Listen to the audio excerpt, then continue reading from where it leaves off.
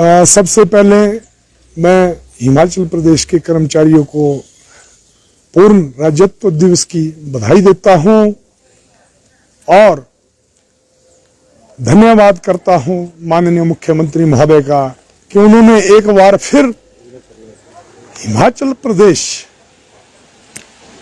के कर्मचारियों का जो न्यायप्रिय छवि है मुख्यमंत्री महोदय की, कर्मचारी हितैषी होने का प्रमाण दिया है।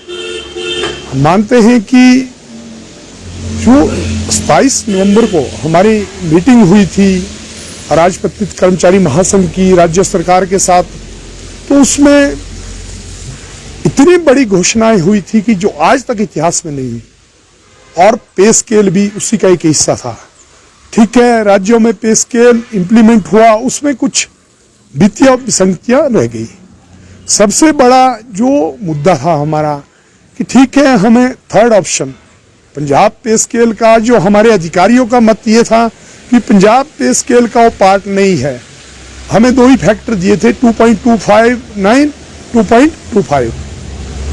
तो जो तीसरा विकल्प था, हमने बातचीत की, वार्तालाप किया, काफी लंबे समय से वार्तालाप कर रहे थे और उस पे आज राज्य सरकार ने सहमति दे दी और माननीय मुख्यमंत्री महोदय ने घोषणा कर दी है।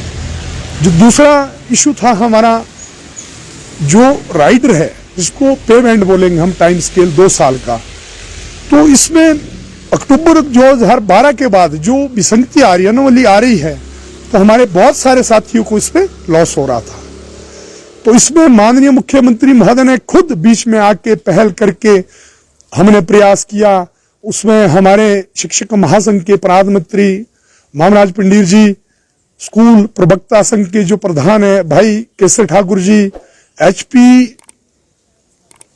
पीटीएफ प्राइमरी टीचर जो फेडरेशन है प्रधान भाई हेमराज ठाकुर जी, HGTU भाई प्रधान जो नरेश महाजन जी, तो इस तरह जितने भी हमारे संगठन थे, एनजीओ की तरफ से हम थे।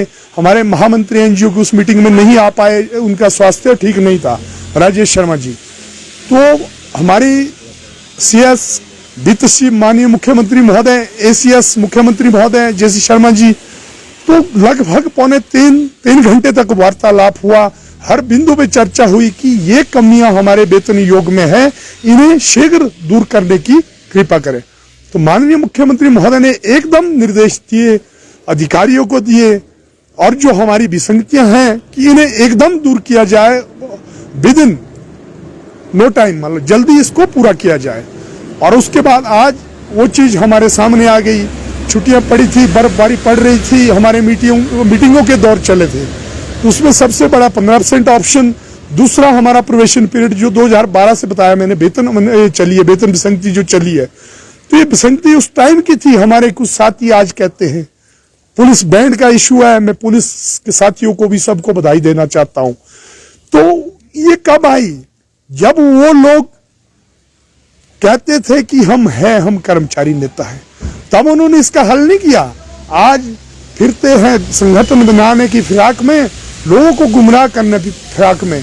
पर जो हमारी सरकार ने, माननीय मुख्यमंत्री महोदय ने कर्मचारियों को जो आज दिया, जो JCC मीटिंग हुई वो ऐतिहासिक थी, इतिहास याद करेगा। जो आज दिया ये भी इतिहास के पन्ने में दर्ज हो गया। ये चीजें बाद में याद आती है, बाद में दोहराई जाती है। तो अब प्रोबेशन में जो कार्यरत हमारा साथी, उनको हम 2-3 दिन सिर्फ इंतजार करें, क्योंकि जो डॉक्यूमेंट था ये घोषणा का पार्ट नहीं था। जो फिगर मांगी थी फाइनेंस विभाग ने, वित्त विभाग ने, उसमें कुछ अधिकारी फाइनेंस के अपॉइंट किए हैं, वो फाइनेंस तक नहीं पहुंच पाई। और हम जैसे ही, क्योंकि बीच में छुट्टियां रही, जैसे ही परसों से शुरू हो जाएगा काम, ऑफिस प्रॉपर कार्य शुरू हो जाएगा, तो हम जल्दी प्रयास करेंगे और इसको भी इसी महीने हम दूर करने का प्रयास करेंगे और हो जाएगी, हम आश्वस्त है। तीसरा, जो DA हमारे जो अधिकारी हैं, चाहे IAS है, IPS है, IFS है, जो भी केंद्रीय तर्ज पे कार्य कर रहे हैं राज्य में, उनको जो 31% DA दिया था, हमें 28%।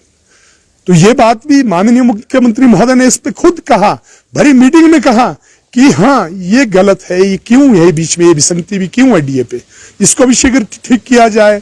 हमारा चौथा पुलिस वाला इशू था ACPS वाला था, और बहुत जल्द इन चीजों की माननीय मुख्यमंत्री ने घोषणा कर दी है।